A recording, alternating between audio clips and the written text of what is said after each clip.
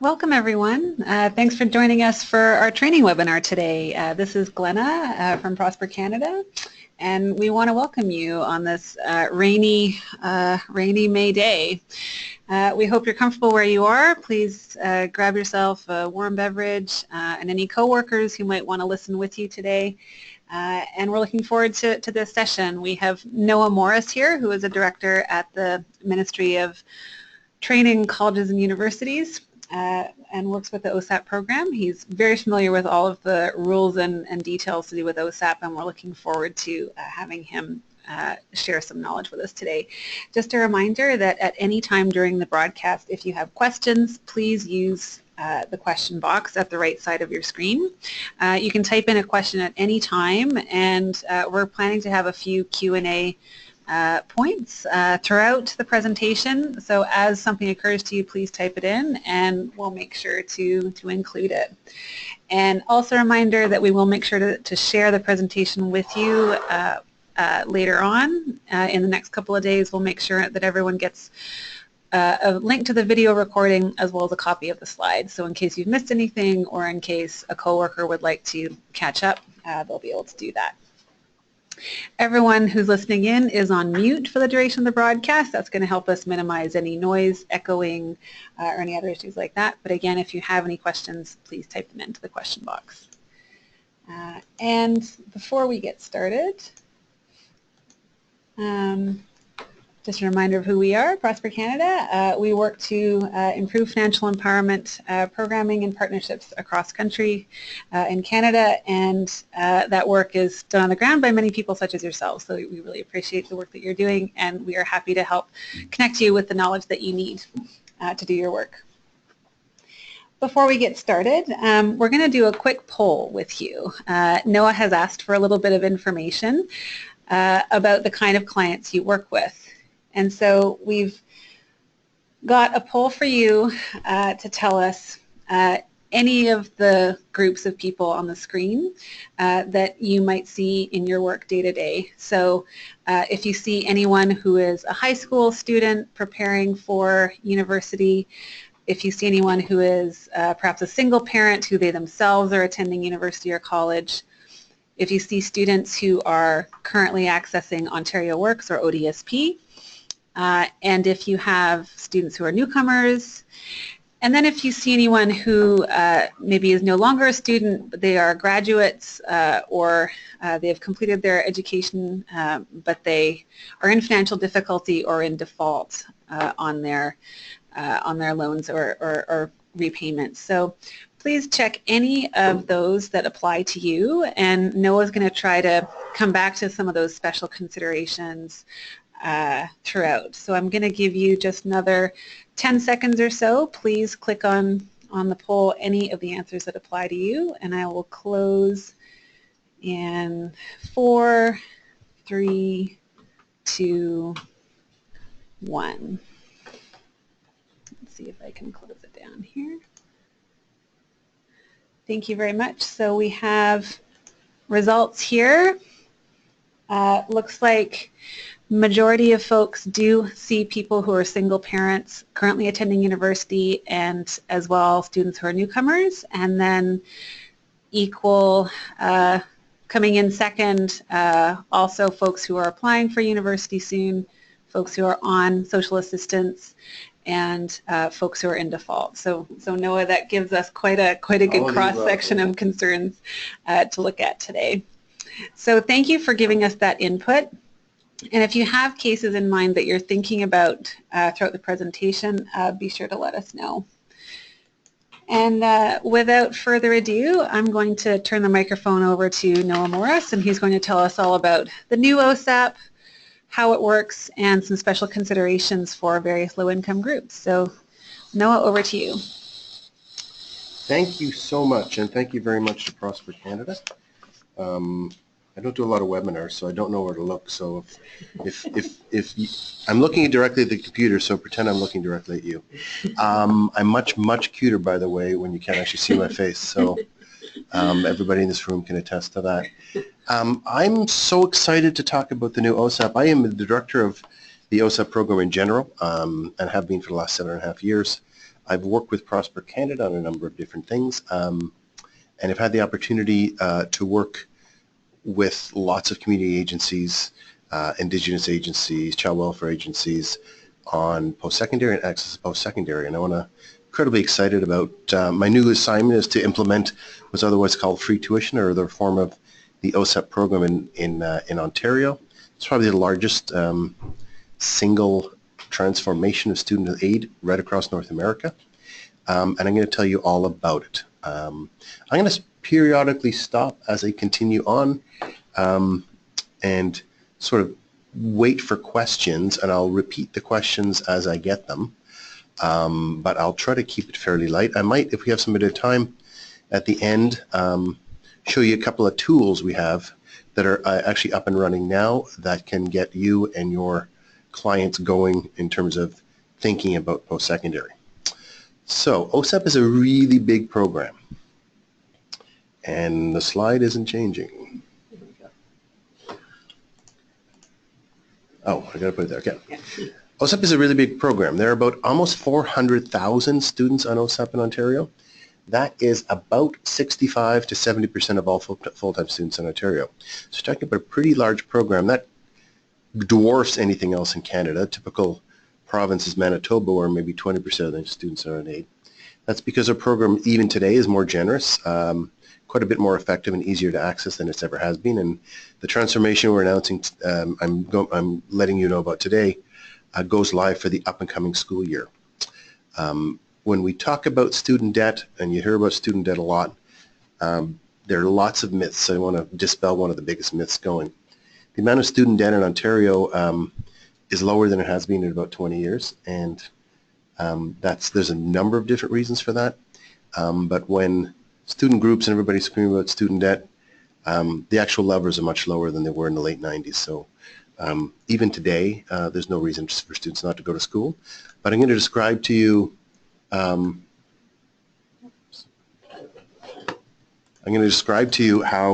the program is going to get even more generous. Even today, people aren't aware how big the program is. The government of Ontario, in partnership with Canada, disperses almost $4 billion towards students today. More than half of that is non-repayable. It's just in many different forms, and it's in very, very confusing. This transformation is really about making it a lot less confusing. So I'm not going to get too technical, but I'm going to give you a little primer on what OSAP is. OSAP really is about 20 different types of programs through, generally speaking, a single application. The programs deal with childcare, deal with bursaries, loans, commuting grants, grants in support of tuition, grants for disabled students, grants for deaf students. There's many, many different programs. And one of the most mythical things about it is it's the Ontario Student Loan or the Canada Student Loan Program. Obviously, there's a very large loan component, but it is in majority, and when you see some of the numbers I'm going to show you today, it's actually in majority a grant program. Even the federal part of it is even more than a third a grant program. And in Ontario, it's going to be about a 95% grant program. However, there are loans, and there's federal government loans. And I want to talk, I'm going to just lay the groundwork now, and I'm going to talk in more detail later about all the programs available for students that are in repayment and in financial difficulty. There should be no reason people are afraid to take out a loan for all sorts of reasons. One, the loan is non-repayable while you're in school and for the 6 months after you graduate.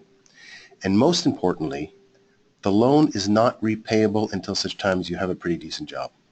So through the Repayment Assistance Program, or otherwise called RAP, there are 130,000 Ontario borrowers on the program today.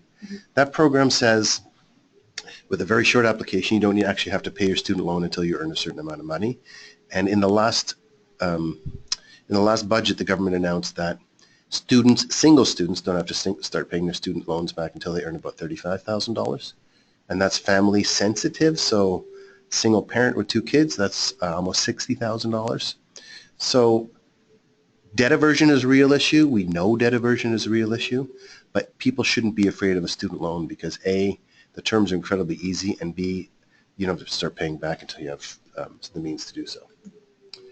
Who's eligible? It's Canadian citizens and Ontario residents. A lot of questions about residency.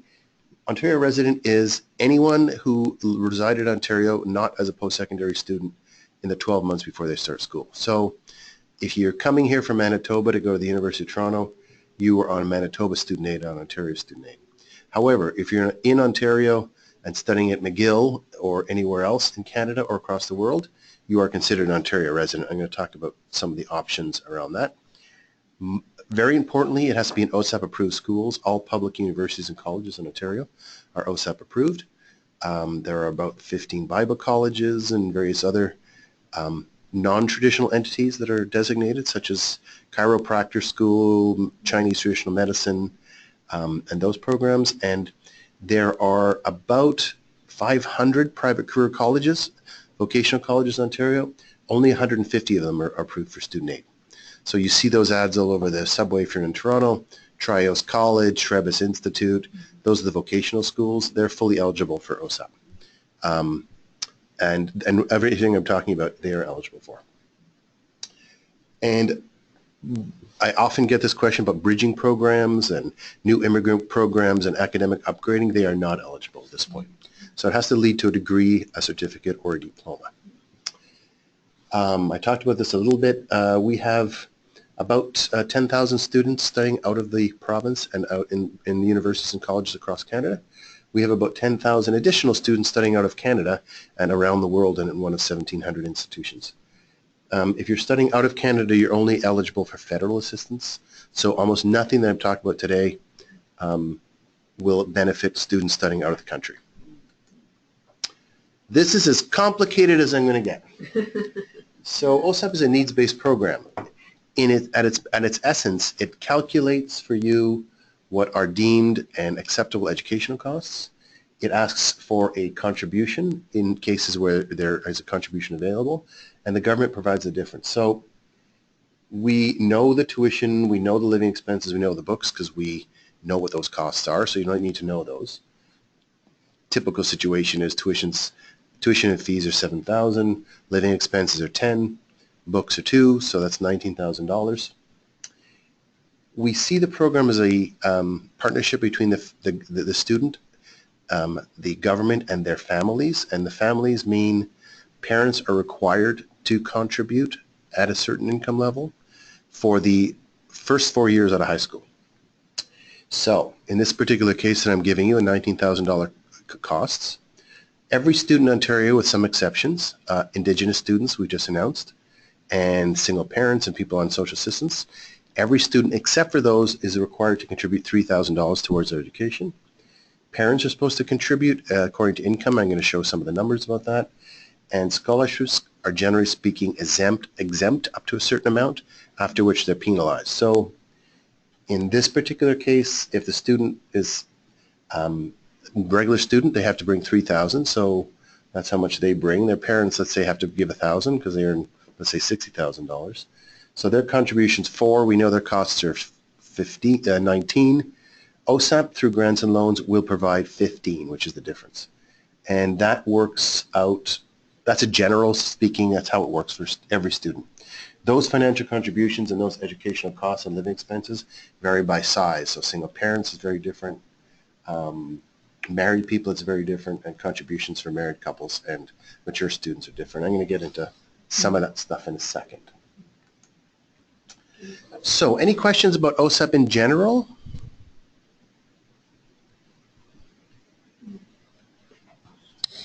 So Noah, you were in a little calculation there before, you mentioned that people who are First Nations, people who are on social assistance, and people who are single parents, those are the groups who are accepted from... Exempt, yeah. So they don't have to have a financial contribution in order to apply for OSAP. I'll answer that. Okay. So there's two types of contributions. There's contributions from parents and contributions from students. With respect to all the groups we just mentioned, they are not required to make the $3,000 student contribution.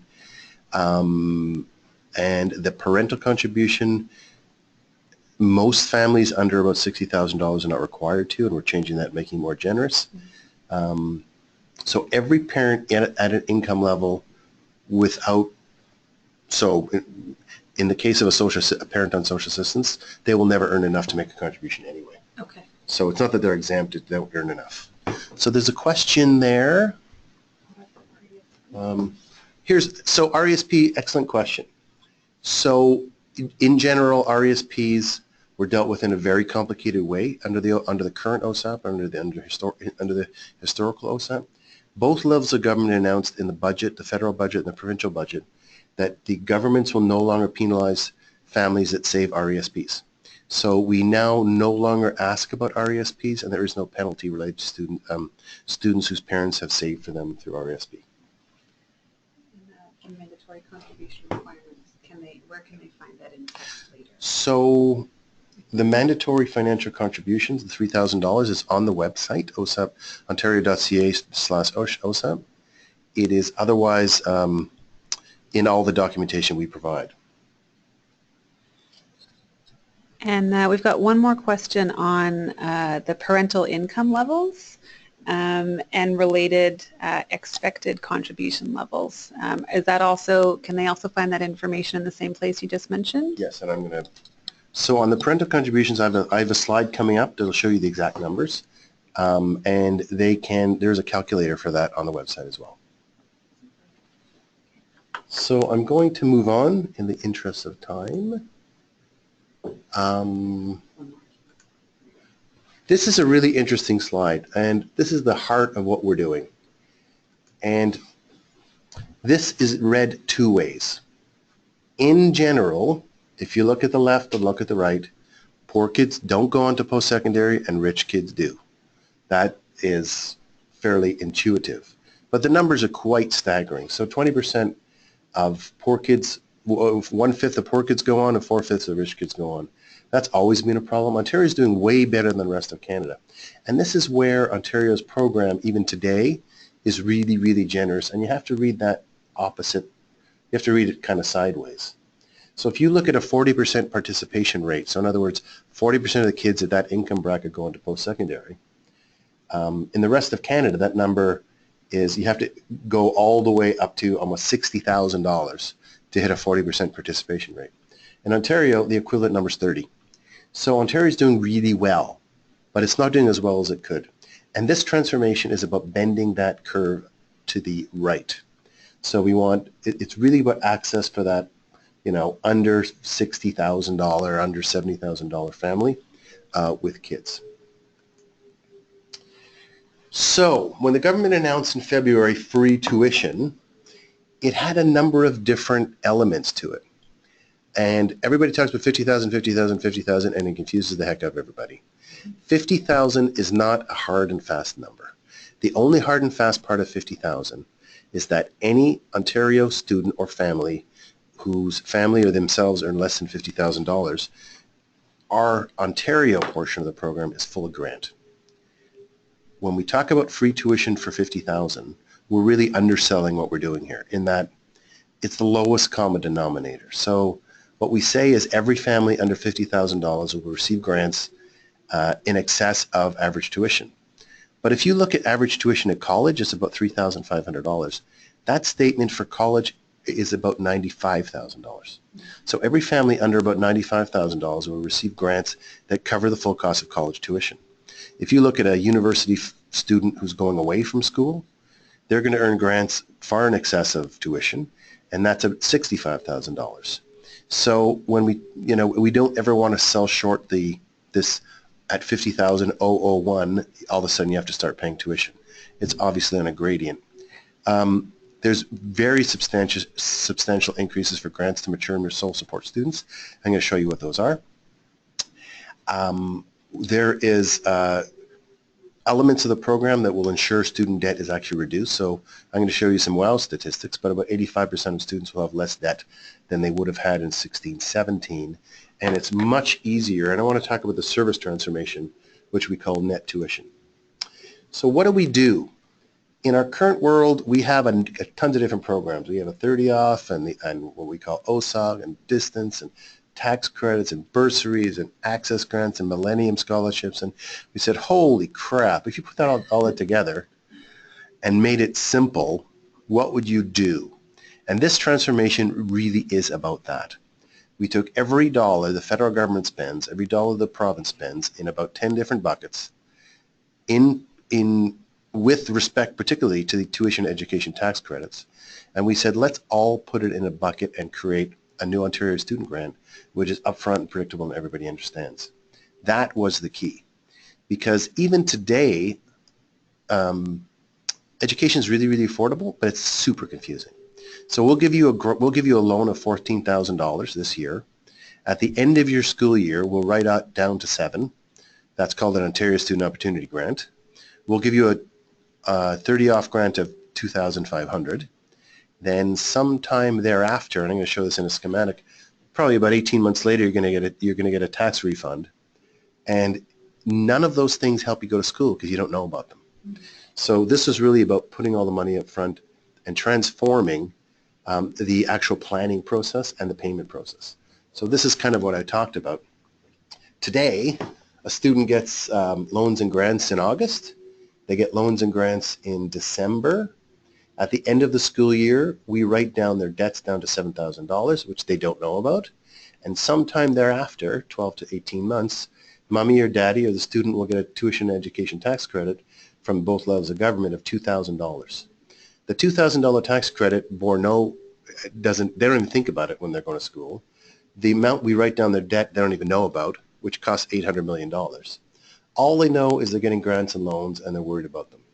So that's what we're doing. So in the future world, we're going to give them grants and loans in August. We're going to give them mostly grants in January. There's a typical student at about, I think there's a $80,000 family going to university, and it's going to be all transparent and very easy to understand. So what are the numbers? For single students, Ontario and Canada provides $210, Ontario provides $160. The numbers are going up very substantially. So a typical single student will be getting about $400 a week next year, which translates for a typical 34-week program to about $13,300, and that's mostly grant. Single parents, this is just a 34-week program. They're eligible for up to $22,000 of assistance, all of which is grant except for about $7,000. And if you're talking about a single parent in a 3-term program or in a private career college, doing nursing or personal support worker, which is a typical 50-week program, those folks are eligible for $30,000 of grants and about $7,000 of loans. So you're talking about a very substantive amount of financial aid available, and particularly for mature learners. So there's no reason they can't go to school. Their school is more than covered, plus living. Just give you a sense of that. People asked about parental contribution. So in our old world, Ontario there's a parental contribution required of Canada and one for Ontario, and no student would know this, but it's very blended. So if you're a typical parent and you think you and your spouse earn $100,000 of pre-tax income, you'd never even think about telling your kid to apply for OSAP because you think, oh my God, I earn too much. Definitely earn too much. Part of this transformation is equalizing parental contributions, and the way to read this, and I'm going to use $100,000. So a family at $100,000 of pre-tax income today is required to give $8,000 of after-tax income as a contribution towards the kid's education. That's a huge amount of money. In the future world, as part of this transformation, that goes to about $1,500. So a family at $100,000 of pre-tax income will be eligible for $6,500 more assistance under this new program. So what we're doing as part of that, these are families losing tax credits. So we are reaching this program way into the upper middle class. So this program cuts out for most families at about $185,000. So there are grants and loans available for families, depending on size, up to about $180,000. So it is a big expansion of the program into the upper middle class. And I'm going to do a demo of this if I can. Let's see if we can. So I was going to show you, I don't know if people have seen the monkey ad, but it's very, very funny. It's online and in cinemas.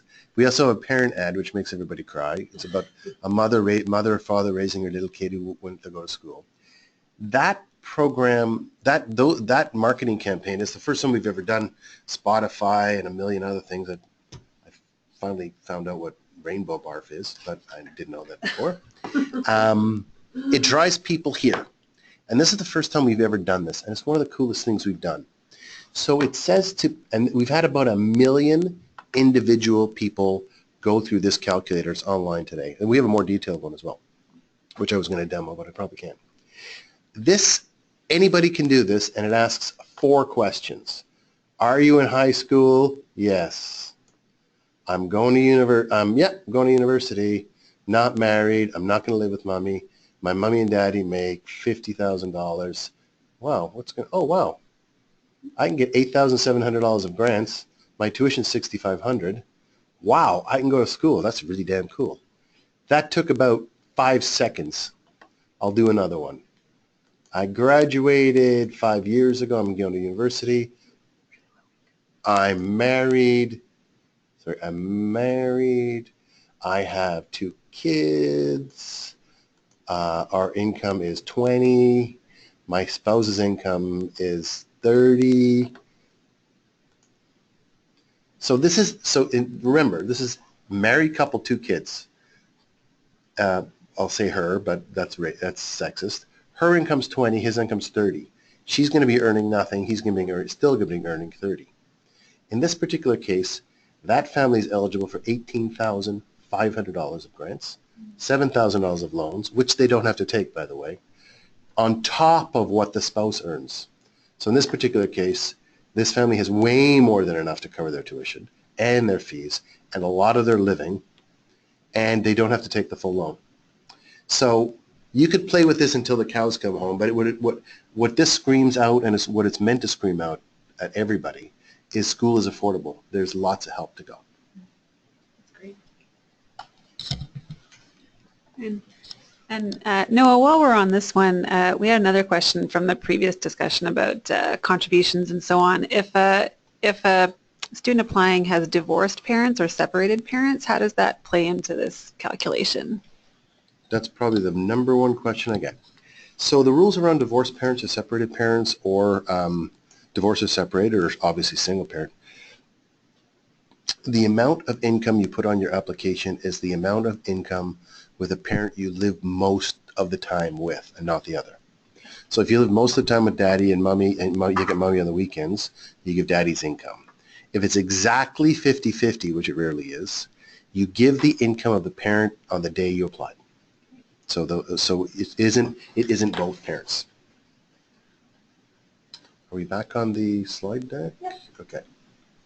So applying for OSAP is really, really easy. The application is open now. It opened on March 29th.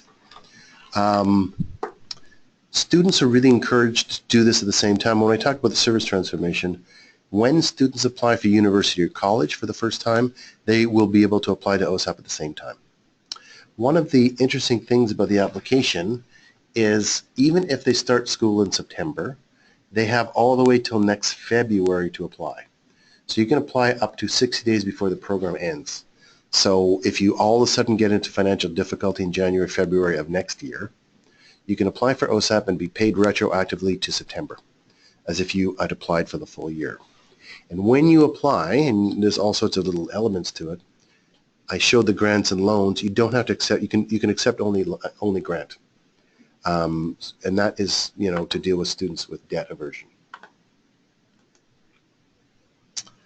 So how do you apply? It shows you exactly where to apply. You have to register. Registration is a one-time thing, and you really have to know a very small amount of information to register.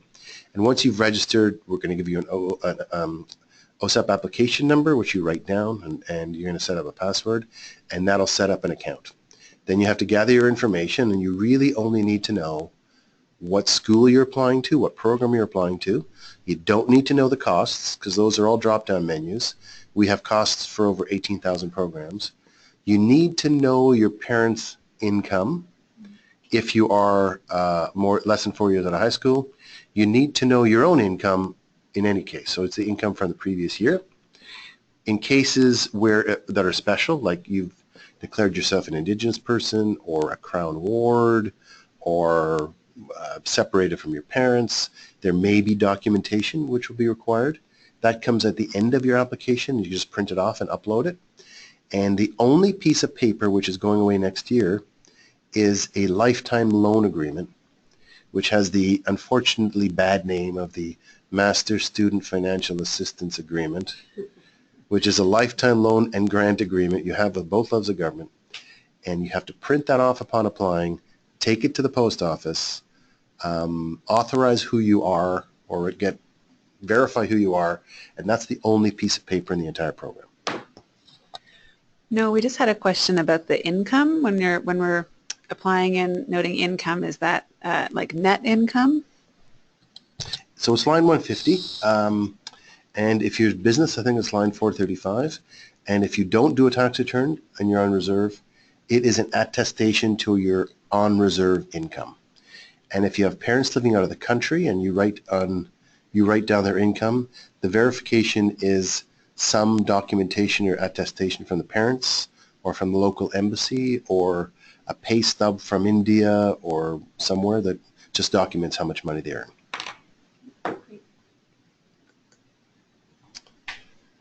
So on one of the interesting things what we started this year, it'll be actually on the website in very soon, is a how-to video. So it's a 5-minute long how-to video, how to apply. It takes you through all the pitfalls of applying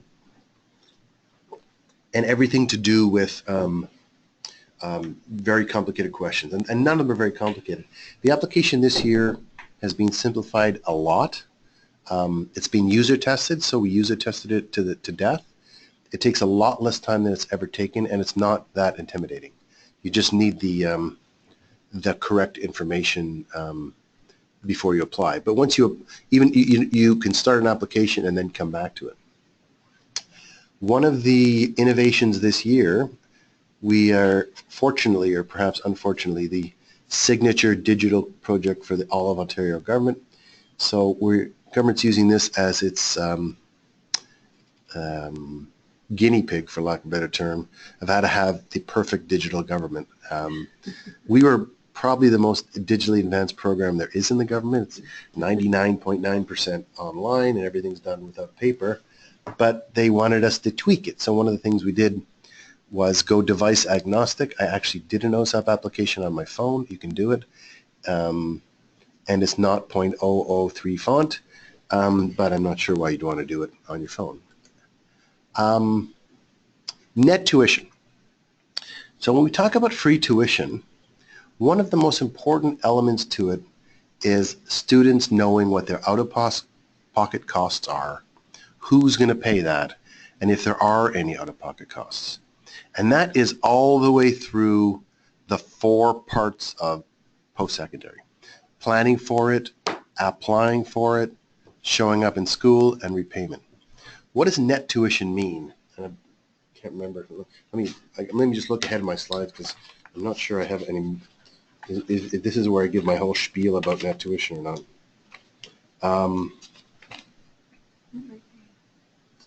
I just want to confirm. Okay, so net tuition goes live in 1819. We had a little taste of it this year. So this is what's going to happen through net tuition. And by net tuition, we mean you only need to know how much you pay. So as you're doing your planning, I showed you one of the planning tools. We have a much more detailed one by program, by type of program. You will plan with your parents in grade 11 and 12, and if you're older, you will know up front exactly how much money education costs and how much assistance there is available. So the cool thing is, even before you start applying, you'll know what all your costs are and you know what assistance is available. This coming year, when you apply through the centralized application sites, which is the Ontario University Application Centre, the Ontario College Application Centre, it'll say, do you need money to go to school? You click yes. It'll pre-fill an OSAP application for you. You add in your parents' income, and we will assess that student within 2 days. And if Noah Morris applied to Western, Windsor, and U of T in science. I'll get an offer letter in February or March, and they'll say, Noah Morris, welcome to the University of Toronto. You've been accepted into science. Our tuition $6,500. Our fees are $1,500. You've been given an OSAP grant of $6,000. We're going to give you a scholarship of $2,000. Therefore, your tuition's free. Show up, and you don't have to pay. And I'm going to have 3 of these letters, one from Western and one from Windsor as well. And I'll be able to assess every place I applied to, how much the costs are, and how much government and institutional aid I'm getting. And the OSAP will send you a letter saying you've applied to these 3 or 5 or 10 places. Here's all your financial breakdown. And you can make your decision based on, partly make your decision based on what sort of financial aid is available. You'll accept your offer sometime in June. I have a grade 12 daughter, so we're doing that as we speak. Though I have to beat her head against the wall to actually make a decision. And when I show up in school, I'll know that the government will have paid my tuition fees for me. And there will be no financial transaction for many, many students. Or I have to pay the residual, $1,000, $800, whatever the number is. And then repayment happens. So when we talk about net tuition or free tuition, it looks free and it is free for lots of people. So what are the benefits of this? It's totally clear. People know exactly their cost of tuition. The application process has been greatly simplified. You can do way better financial planning because you know exactly how much money you're going to be out of pocket, and you can make informed choices. So in terms of payment, this is a problem for lots of students and one we have to think about fixing. So I show those 2 examples where someone might be eligible for $15,000 or $16,000 or $22,000. It's given in two large installments. So that student that we talked about getting $14,000 will pay his tuition and fees, or one term of his tuition and fees, and he'll have about $4,000 or $5,000 left over in one big lump sum, which he has to budget for. And that's true today, and it's going to be true for the next couple of years. And at some point, we probably need to disperse more frequently, but it's a big problem for students. So it is something to think about: financial planning, financial literacy, financial responsibility at 17, 18, 19, 20 is an issue, and it is for lots of people. I mean, if I got paid twice a year, I'd probably have a problem too. So that's something to think about as you talk to your students. I talked about this a lot already, so I don't have to go into great detail. Loans are interest-free while in school. Even if you're not an OSAP and you have a student loan and you're in school, the government will pay your interest for you. You don't need to make payments. There's no interest charged. They don't have to start paying for 6 months. And I've talked about the repayment assistance program. The repayment assistance program, I can't reiterate this enough. I hear this all the time. Single mother, father, really, 18-year-old kid who's now 25, thought, I'm not going to pay back my student loan, I don't care. They kind of close their eyes and don't open up their mail, and after 270 days or 9 months, they go into default, and they don't really care. They don't care until they don't get any tax refunds anymore. And they don't care until they get a collection call every single day. And they don't care until they have to take out a car loan or get a mortgage. Then they really realize, I was really dumb. I probably should have done something about my student loan. There are tens, hundreds of thousands of people in default for no reason except they didn't know that there was help available. So I do want to reiterate how important it is for people who leave school, either they graduate or they leave, to keep their loans in good standing. Because if they keep their loans in good standing, they're eligible for all sorts of help. And they never have to default. There's no reason, except for complete negligence, anyone would have to default on a loan. And the problem is the consequences of defaulting a loan are very, very major, and you can't bankrupt yourself out of them because they survive bankruptcy. So you can never get out of them. I'm going to talk later, if I have enough time, about a rehabilitation program. Okay, here's some of the special things. Income verification. I talked about this a little. When you give your income, we're going to verify it with the Canada Revenue Agency. If you don't have a tax return, we're going to verify it in some other way. There are penalties for misrepresenting income. by a certain amount. So, you know, we don't encourage people not to give correct numbers because we're going to check and we're going to find out. So it's never a good idea to give a wrong number to the government. RESPs I talked about, they are now exempt. So that's a huge benefit for families who have saved. And it doesn't penalize families who have not saved. It doesn't penalize families that have saved for their kids' education. So this is there for a couple things. One, the RSP rules were, there was one person in about 1 billion that understood them, and they were very complicated. Two, we're trying to incentivize people at low income to save for their kids.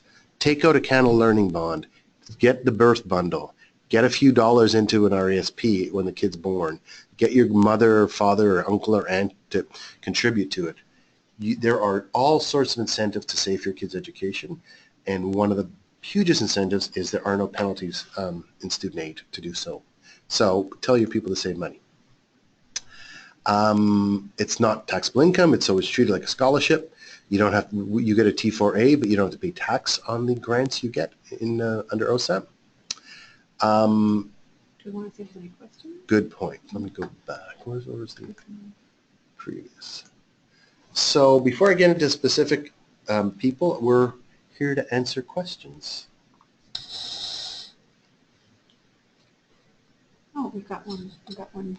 Thank you. We've got at least one coming in here, and thank you everyone as well for your questions earlier in the presentation. Please keep them coming. We have a question about is the student's progress in college or university monitored once OSAP is granted? So, for example, is there any exam mark or any kind of achievement base for whether or not they get to continue with OSAP? Great question. So there are rules around academic progress. People worry about them, but they're actually incredibly generous. We rely on the institution to tell us if the student's advancing academically. So there is a standard, generally speaking, it's the same standard the university or college uses. If a student is not advancing academically, after the end of year one, they are put on probation for OSAP. So it basically says, your school says you're not doing that well, you failed all your courses, please do better in year two or else.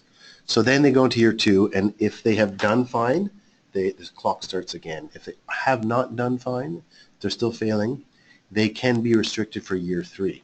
So they will have done not well in year one, not well in year two, they're restricted in year three, they have to write a letter in year four if they're going to university saying why they're going to do better, and the clock starts again in year four.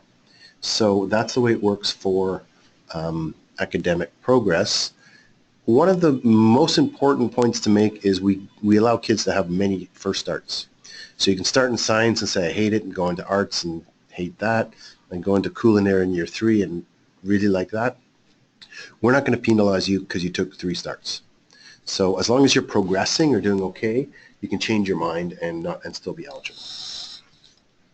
Great, thank you, Noah. We've got another question for the old versus new situation. If a student right now is receiving the old OSAP, how do they access the new OSAP process? So the old and new is temporal, it's not about students. So the old OSAP ends at the end of this school year, which is in our world August. Any student that starts school after August is on new. So in other words, if you're in year 1 of university but going to year 2, you're eligible for this new program in year 2, 3, 4. If you're in year 3, obviously you're eligible for the new program in year 4. You have to start a program after August. So if you're in a private career college and starting a program this coming June, and that first year is under the old rules, and then your second year will be under the new rules, if there is a second year. So it's any student starting their studies, either second year, third year, fourth year, or first year after August 1st, 17. Perfect. Thanks, Noah. I think that's all the questions we've had come in so far. But again, everyone listening, please, as you think of something, go ahead and type it in, and we'll find the right pausing point to continue with your questions. Oh, one more. Thank you. Oh, 2 more. We might as well answer these now. Thank you guys. if you have had a bankruptcy in the past, are you still eligible to apply for OSAP? So for example, if you had a bankruptcy 15 years ago, can you apply for OSAP right now? So the bankruptcy rules, you need a PhD in bankruptcy and law to figure out. I'm going to give you my understanding of them. If you're in school and go bankrupt, we'll let you finish the program. If you are not in school and you go bankrupt and you're still in the bankruptcy proceedings, you're probably not eligible except in certain cases. So if you're currently going through a bankruptcy, you're probably not eligible. If you have cleared a bankruptcy, if you cleared the bankruptcy and student loans were not involved in that bankruptcy, you can bankrupt yourself out of student loans, but they have to be more than 8 years old. So you have to have graduated and gone in payment for 8 years before you can bankrupt yourself out of the residual. And lastly, once you get out of bankruptcy, and if you're clear, you're then eligible for further assistance as long as you didn't bankrupt any student loans in the past. Great. And real quickly, question about when will the online application process reflect the new program eligibility? Is that essentially right now it's already up and running? So there are two applications up and running. There's a 16-17 application, which is those for students starting their programs between now and next August. And there's a 17-18 application for all students starting their program after August 1st. And both those applications are up as we speak. All right, thanks, Noah. We'll continue with the next part of the presentation. So this is going to get into more special circumstances and different financial cases that you might be encountering. Different types of learners. Let me just make sure I'm in the right place. Indigenous learners. So I am traveling all over Ontario talking to First Nations, and I have been for the last year. And we have heard about every type of barrier facing Indigenous students. So that's rural and remote, on reserve, off reserve. We're going to be doing non-status, Métis and Inuit coming up. We heard the same story from almost everybody. The vast majority of Indigenous students think there's only one source of funding, which is otherwise called PSSP or band funding. That is where a First Nation gets money from the federal government to fund all their students. It's never enough. And most students on reserve or even off reserve but members of First Nations aren't aware that they're eligible for OSAP funding as well. And the point is they are. So we have about 5,000 Indigenous students on the program now. What the government announced two very important things. If you're a self-identified Indigenous student with some form of documentation, the $3,000 contribution is waived. And if your band is funding you, that's waived too. So in other words, you can make your band funding go a lot further by having your students both on OSAP and on band funding. That is a huge transformation for First Nations. So I talked about this already, which is when you put in taxable income on reserve, non-taxable income on reserve, we do require some documentation from the reserve about your taxation on reserve. Crown wards. Obviously, we don't assess parental contributions to Crown wards because they don't have any parents. But there are a bunch of different programs available for Crown wards. This is an area near and dear to my heart. I've been working in this area for many, many years. And there are all sorts of really cool programs. So the government announced a program called the Living and Learning Grant, which was the former extended care and maintenance. That was up till age 21, and then the kids were cut off. That has now been extended to, it's been renamed Living and Learning Grant. And there's a grant of $650 a month available to all Crown wards, former Crown wards, that are in post-secondary education for the full time they're in school all the way to age 25. There's also a grant. This program is obviously fully eligible. They're fully eligible. And we've partnered with every university in Ontario and most colleges to not only ensure they're getting sufficient grants and living allowances, they actually waive the tuition costs for Crown wards. So they not only, there is no education costs, and they can use all their grants and other assistance to stay in school. So there's a huge amount of support available for Crown wards. And Oh, so the other benefit, and this was just announced a couple months ago, if you adopt a Crown Award at any age, so if you adopt a Crown Award at age 3 or 5 or 10 or 11 or whatever the age is, that kid is eligible for free tuition and full living learning grant at the time they go back to school. So we're trying to incent parents to adopt Crown Awards even at an advanced age, rather than retain them as foster kids. Mm-hmm. So there are major benefits to actually adopt your foster kid. Formerly, there was huge disincentive to ever adopt your foster child. So there are great programs available for Crown Awards.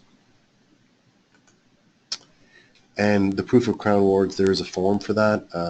It's verification, and it's through the Ontario Children's Aid Society. And it doesn't have to be a Crown Award. It could be someone in a customary care agreement, or someone in care of the Children's Aid Society on the day they turn 18 for most reasons. And I talked about this already. They're eligible for everything. They're eligible for a bunch of extra stuff, Crown Awards. Ontario Works. Ontario Works is a complicated area in that you can be on one or the other or both if you have kids. So as a single person, you can be on OSAP or Ontario Works, but not both. So the day you get accepted into school, you have to go to your caseworker and say, I got OSAP, here's my assessment, I no longer need Ontario Works.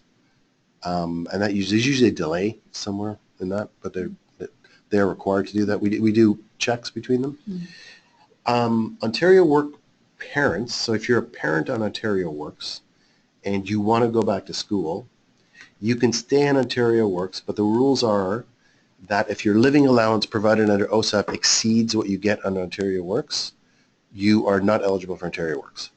If your living allowance under OSAP does not exceed what you would otherwise get on Ontario Works, you can get both and retain your drug card. If you are a child of someone on Ontario Works and you're not living at home or living at home, there is no parental contributions. And the benefit unit is somehow assessed, which I'm not sure how that works. But I could probably find out.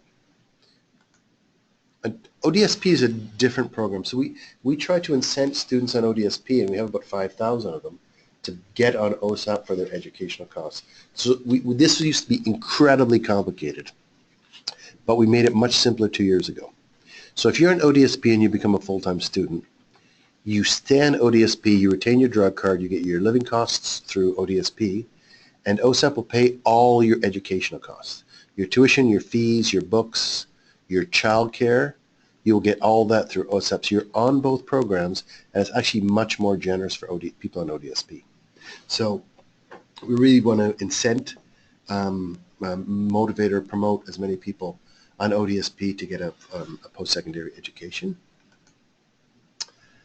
There are a whole set of different tools available. We can make this available to your agencies. We can make it available through Prosper. There's tips and guides and collateral and marketing and and ads and all sorts of stuff available for you to print, post, to either learn more yourself or provide to your clients. So we can make that available to Prosper. This is a bit of a wow fact. As the program goes live in August, there will be there's only 600,000 full-time students in Ontario. More than a third of them will be getting grants that exceed the cost of tuition. So it's going to have a big impact on families. Almost every student on OSAP, this is about 85%, will have less debt than they do now. So debt aversion is going away. 85% of the students next year will get more grants than they got this year. So that's another big wow figure. And open up to questions. Thank you so much, Noah. You've given us quite a depth of information, and I know some of the pieces in there you went by pretty briskly. So we'd like to have the next chunk of time to open it up to everyone listening, if you have more questions, if there's something you're thinking about in relation to your own work or the types of cases that you see people walk in the door with, maybe to do with some of those special circumstances like social assistance recipients on OW or ODSP, or newcomer questions, or really anything to do with applying for OSAP and repaying any of the debts that may have resulted. Now's the time. Please let us know what you're thinking about. No, we talked a bit there about if students are applying and they have divorced or separated parents, that shouldn't be a concern, since they should be able to just indicate the income of the parent that they're living with. We know that's a common question, and that they do need to be Canadian citizens in order to apply for OSAP. Or landed immigrants or refugees. So landed immigrants and refugees are still eligible. And can you speak maybe any kind of identification requirements or anything like that people should be concerned about? Is it the kind of situation where if you have all the necessities to be able to file taxes, you should also be able to apply for OSAP? Is there anything else in particular there that people should be thinking about? Yeah, identification or documentation is required in certain cases. It's the primary place it's required is some proof that you have a SIN number. There was a requirement for a plastic one, and you don't. That's no longer the case. So the day you go to the post office with your master student aid agreement, that's the only time you show your actual ID. Okay. So it's done one time, lifetime, or protected person card or landed immigrant card. Okay. Super. Okay, we've got a couple of your questions coming in. That's great. We have a question going back to the OSAP and Crown wards example. So let's say it's someone who just recently adopted a child and they are of high school age. How will they be assessed in that situation? So the day that kid goes in, the day their newly adopted child goes into postsecondary, they will make an OSAP application. They'll say they were a former Crown ward or they were a Crown ward at one time, and it'll ask for some documentation. So if the kid's 14, the day they the day they start school, everything that is otherwise eligible for Crown wards, all the benefits that are available to Crown wards will be extended to that child who's otherwise been adopted. Okay. So they just need to indicate on their application. So does it matter for how long they've had that child adopted as a Crown ward in their application? Nope. The day they adopt. So if you have a foster child who's 17 and you adopted them in June and they're going to school in September, they would be otherwise fully eligible. Okay. So there is no time requirement. That's great. That makes a big difference. We have another question about credit report. So we talked a bit about bankruptcy earlier, and that can maybe be a complex situation if someone has bankruptcy in their past, whether or not that affects their ability to apply for OSAP. But if they have a poor credit report, how would that affect their student loan eligibility? So the rules changed a little while ago. We do not check credit for borrowers or students under 22. So from 22 on, you have to have an okay credit report.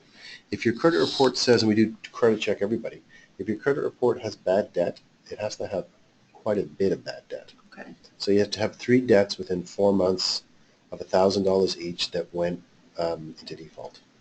So if it's one phone bill, that's not going to do. It's going to be a phone bill, a car bill, a rental bill. It's going to be 3 things in about 4 months. Okay. And if you don't pass the test, there's a review available for you to go into your student, so you can actually print it off online.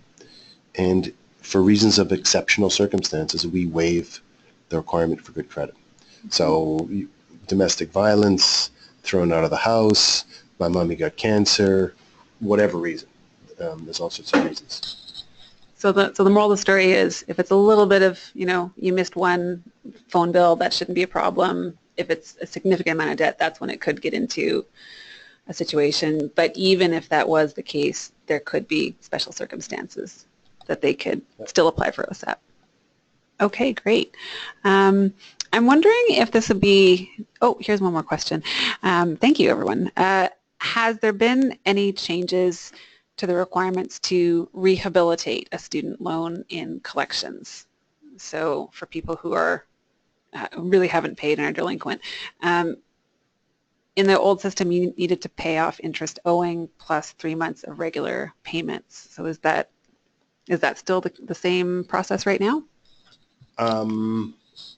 This person knows quite a bit. They came fairly close.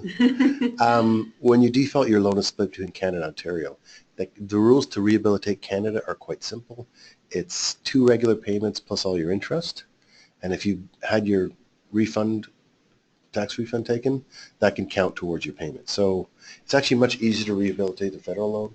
The provincial equivalent rules are interest plus 6 regular payments. We are looking to modify those rules in 2 different ways. One, the payment of all the interest is a big barrier, especially if you defaulted 10 years ago. So we're looking for ways to discontinue that requirement. And for students on social assistance for extended periods of time, not to incentivize someone to go onto social assistance. But if you've been on social assistance for 18 months, or we haven't figured out the number, we're going to come up with a special program to rehabilitate your student loan, or rather your student defaulted loan, without having to pay the interest. Oh, okay. All right. No, you mentioned speaking a little bit more about the repayment assistance program. Is there anything we can look at online that might give them more information for when they're referring to these questions later? Yeah, there's a couple things. So it's greatly described on our website, repayment assistance program. So when you go to repay, want to navigate? I might not get this right because I haven't played around with this site very much. So this is all the rules around default and how you can rehabilitate. So it gives you all the sense of that. This is where you learn about the repayment. This is a new program we have. You can actually pay your student loan with Aeroplan miles, believe it or not. Through where's the repayment assistance plan? Oh, getting repayment assistance. So here, it gives you a sense of how it works. It gives you an aid estimator, exactly how you'd repay. So you can play around with this. This is where you put in your loan, the province, the status, the size, how much your income is, when you finish school, and it tells you exactly how much you would otherwise have to pay under the repayment assistance program, which for 90% of the people in the program is 0. And they reapply every 6 months. So that is in great detail. There are other things you can do. You can pay interest only to reduce the cost. You can extend from 9 years to 14. All of that is outlined here.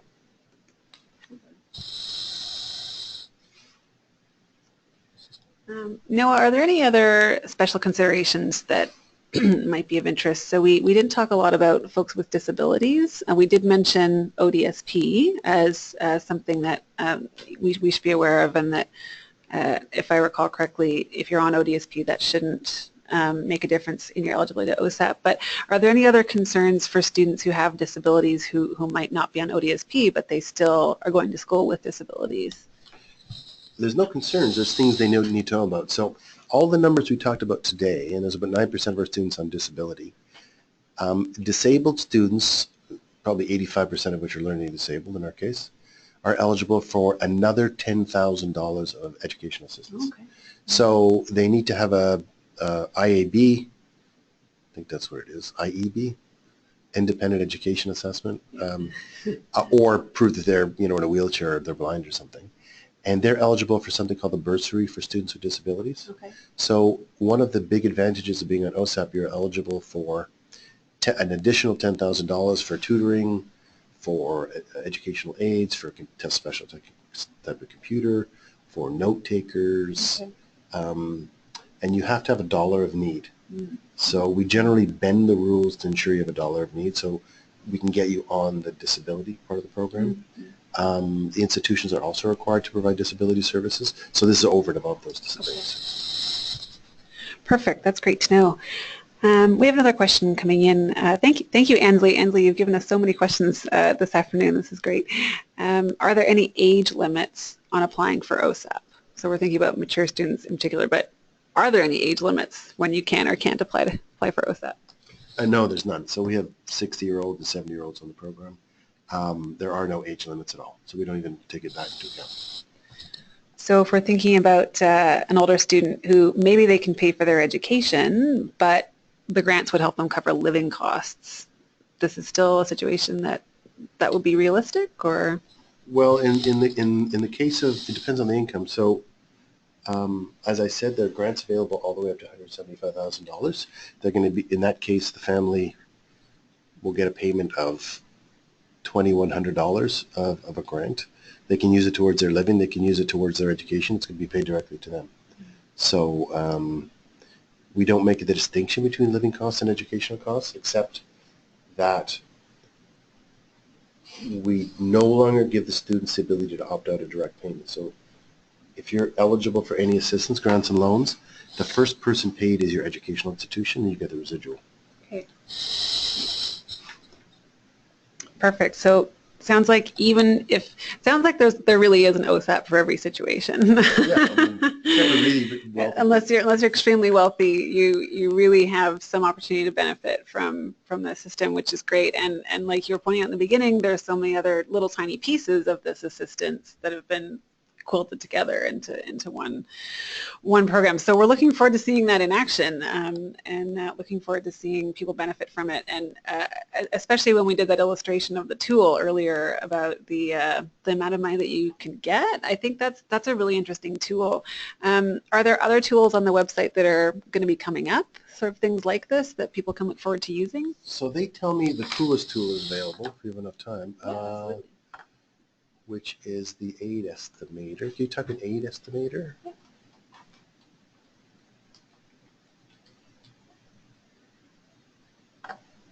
Okay, that's not where we want to go. Let me.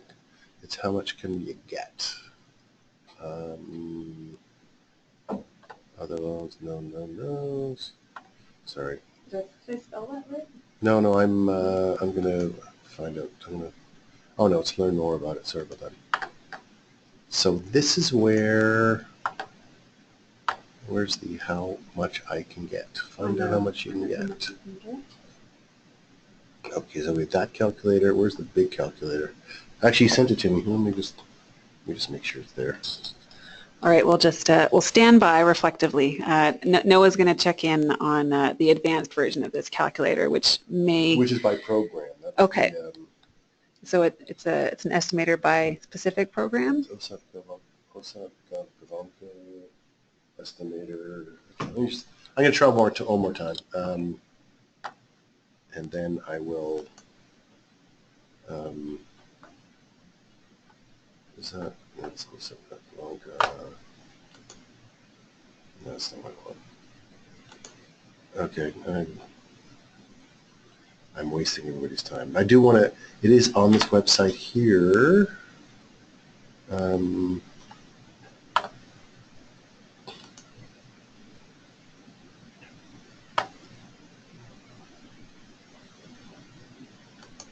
Might be there. Find out how much you can get. Oh, we're still in the right place. Okay.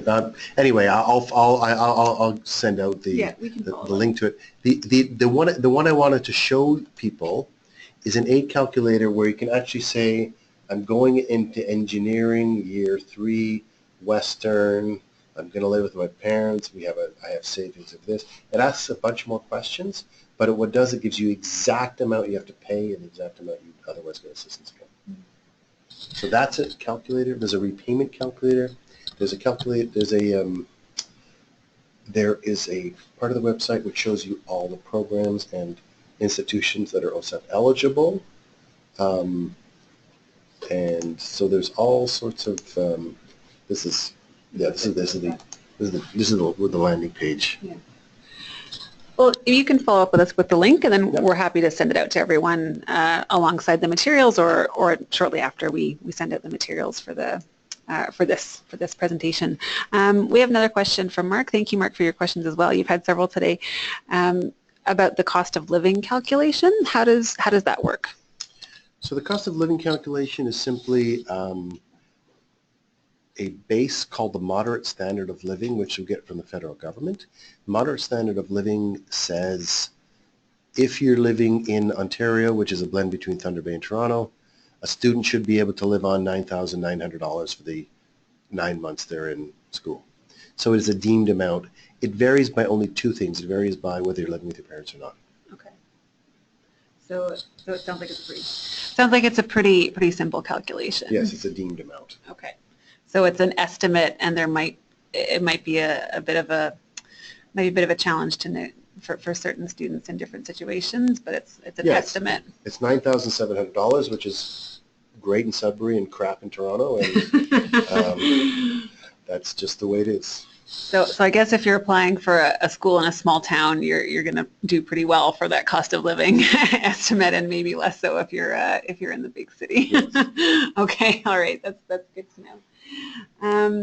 Folks, let us know if you have any other questions. We do still have several minutes, and we want to make sure we're helping you get access to the information that you're most curious about right now. But we do appreciate that everyone is probably doing a lot of thinking. Is there any part of the material that we've gone over today, Noah, that you really want to make sure, like, are there sort of like a top list of 2 or 3 tips that people really walk away with? If nothing else, they should remember these couple of things. I would say 2 things. It's one where someone's getting their life back together and they're 23 years old and or 25 and their kids are a bit older and they're thinking of starting their life again. There is no reason they can't go to school, and they should be letting their clients know that. Conversely, if they're talking to parents, they're low-income parents, and they never dreamed about their kids going to post-secondary, they need to let their clients know there's enough assistance, there's enough will on the part of the government to ensure no student with decent marks need not go to post-secondary for financial reasons. So it's really important to let those parents know that their grade 8 kid, their grade 9 kid, their grade 10 kid, all they need to do is get good marks. They can do anything they want because there's enough money for them to go to school. That's the 2 groups I would get to. Perfect. Had a couple more questions come in. Thank you, everyone. One more about the cost of living question. So does the cost of living amount, does that account for people who are living in a free supportive living program? So they might not be living at home, but they still don't have any living costs. In those cases, we don't ask about your living costs. So we don't ask if you're paying a lot. We don't ask if you're paying a little. We don't ask if you're paying nothing. It's a deemed amount. So it's if you're a single person going away for university, it's $9,900, whether you're paying rent or whether you're paying living in a mansion. Perfect. That's great. And as you were pointing out in the explanation of the loans and grants, you have the opportunity to take the grant portion or not, depending on if you want to have something to repay. Yeah, and importantly, a lot of students take the grant only, or a lot of students will start to, and then they realize they ran out of money. They get 2 kicks of the can to get the loan. So if they're eligible for $8,000 of loan, they can ask for 4, and then they run out of money again. They can ask one more time. So they get 2 kicks of the can once they forego the loan. Okay. Yeah, having that loan and grant combination, I think, is maybe making things a little bit more tidy if you want to be able to just take the free tuition and that's it, yeah. Or if you have more. So that's great. We have one more question. Jody, thank you also for your questions this afternoon. You've had a few today, so thank you. So this is about asking about the repayment later for that situation. If a student doesn't get a job as soon as he graduates, is there an interest-free window in that time? So it's a bit complicated because each level of government deals with it differently. But when typically a student graduates in April, so they have May, June, July, August, September, October. They need to start paying it back in November. If they don't have a job by November, they can apply for repayment assistance, and both levels of government will start paying their interest for them, depending on their income. In that 6-month interim period, which we call grace, the rules are different federally and provincially. So Ontario will pay your interest and not require a payment. The federal government will not require a payment, but they are charging interest, which gets tacked onto the loan. So in month 1, 2, 3, 4, 5, 6 out of school, the federal government is charging interest, but they're not charging a payment. Okay. So it gets added onto the loan. Okay. All right, so the repayment, if they have no job, it's just it's a bit of a grace period, and it's really more about looking at the interest rather than repaying the loan itself. On the federal part of the loan. For the federal portion of the loan, okay.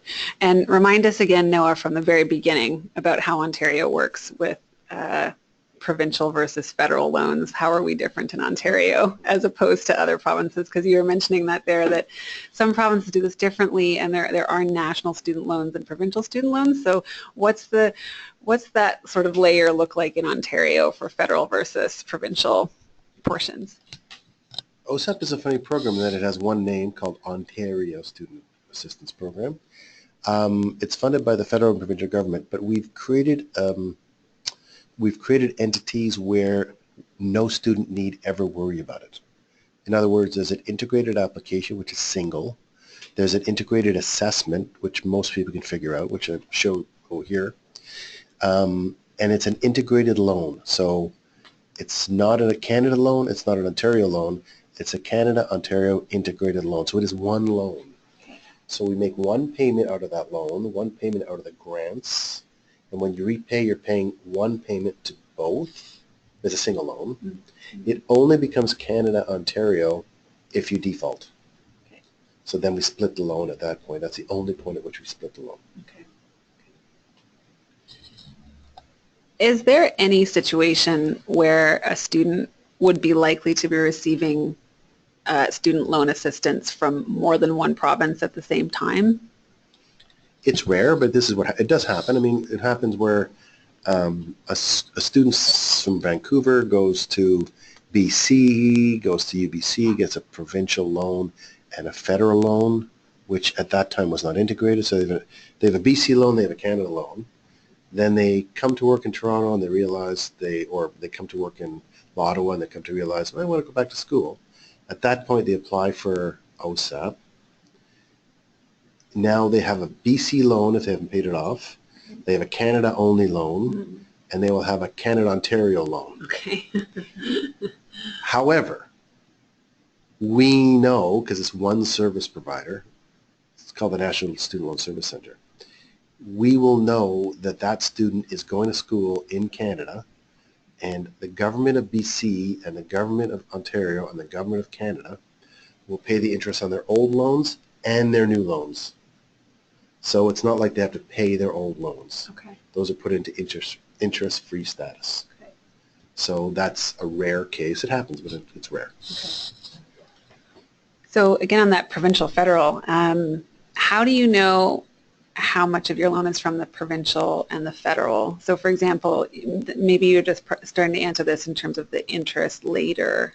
Maybe we don't need to know at the time of actually applying, but the tax slip itself doesn't specify? It does. So the tax, we know the federal and provincial amounts. No one ever needs to know it, but for the purposes of the taxes you pay on the interest, or rather the tax benefits from paying the interest, okay, you get two T-slips. Okay. Okay, so you do. All right. That's a really detailed question. Yeah, thank you for your detailed question, folks. We're really keeping Noah thinking through all this stuff today. This is great. We're giving him all the good questions. So thank you for these. We've got a few minutes left. So if there's any more questions that you're thinking about, we'll see if we can get in one or two more. Yeah, we've got a few Prosper Canada folks listening here in the room right now, and we've been eagerly listening and nodding along and taking notes. I think we're eagerly absorbing all the information because this is such a complex, or it can be a complex system, and it sounds like you're really just trying to streamline it and make it easier to access and understand what to do. Is there anything to do with, I mean, if it's a student applying for a typical 4-year program, usually what happens is they spend that year before doing their application process, and they wait for their acceptance letters in the spring, and then they go through all that process. But is there any difference if it's someone who is, you know, they're applying late, maybe they haven't gotten in that first wave of acceptances, or maybe they're transferring from an international school? Like, is there anything to be aware of in those special cases where it's not necessarily the air quotes typical application process for a 4-year program, and they've got that neat and tidy, you know, process throughout the last year of their high school? So I think I mentioned this already, but it's worth another mention. At any time of the school year, the student can apply for assistance all the way up into 60 days before the class ends. Okay. So if they're transferring in January and they don't know if they can pay for it, they can apply all the way, if they're transferring out whenever in the school year. They have all the way, in most cases, till about February 15th to apply, backdated to September. The late appliers will not get the benefits of net offers. Okay. So, because we don't know they applied for OSAP. Okay. So they might have applied for college or university and they didn't apply for OSAP, and then all of a sudden they know they need to. Mm-hmm. We obviously can't give them a net offer because we don't know they applied. Okay. Yeah. They will get a net bill at the time that they've been accepted onto OSAP. So at the time they get accepted onto OSAP, we provide data to the institutions where they will be able to do net bills. Okay. So at that point, we will pay the residual fees, whatever is left. Perfect. Perfect. Thank you so much, Noah. It looks like our questions have cooled a little bit, so I think we're gonna wrap up our session today. For everyone listening, if you think of anything at the end of you know, maybe later this afternoon or next week, and if there's any way we can help you connect with more information, I'm just going to put up our contact information here so that you have it. We are happy to try to connect you with the information that you're looking for, and please follow us on our social media channels as well. We definitely like to post new opportunities whenever we have them. Sorry, I'm just trying to get back to our little screen here. There we go. This is our general information email, and my personal email. I'm Glenna Harris, and I'm gharris@prospercanada.org. I do curriculum and content support. If you're looking for any information on our general resources and other future webinars like this, please check our social media, and also please subscribe to our newsletter. We have a little button on the front of our website where you can do that, and we regularly try to connect you with resources and information, and anything that we have access to, we are happy to help you out with. So thank you so much for your time this afternoon. We know your time is valuable, and we're very grateful you spent it with us this afternoon, and we look forward to sending you the recording and slides from today's presentation. Thank you so much to Noah for your time as well. We know how valuable your time is, and we appreciate that you're able to sit with us and answer all of our very specific questions. Thank you so much, and thank you for everybody out there. Go to the website, play around with it, and if you have any questions, I can always get them answered, and it's noah.morris@ontario.ca. noah.morris@ontario.ca. Perfect. Thank you so much, everyone. Have a great day, and enjoy the rest of your week. Thanks very much.